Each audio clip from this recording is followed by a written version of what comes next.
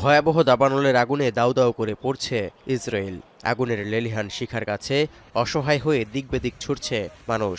রাস্তায় গাড়ি রেখে দৌড়ে পালাতে বাধ্য হচ্ছেন অনেক ইসরায়েলি।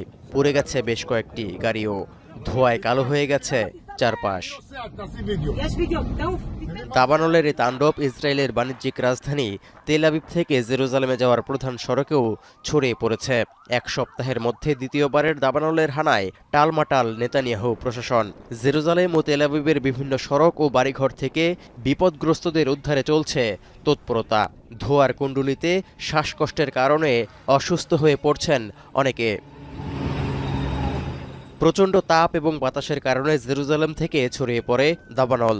ইসরায়েলি দমকল বাহিনী ছাড়াও বিমান এবং হেলিকপ্টার দিয়ে নেভানো যাচ্ছে না আগুন। এই অবস্থায় বিমান বাহিনী এবং আইডিএফ ইউনিট সহ ইসরায়েলি পুলিশদের দমকল বাহিনীকে সব দিক দিয়ে সহায়তার নির্দেশ দেওয়া হয়েছে।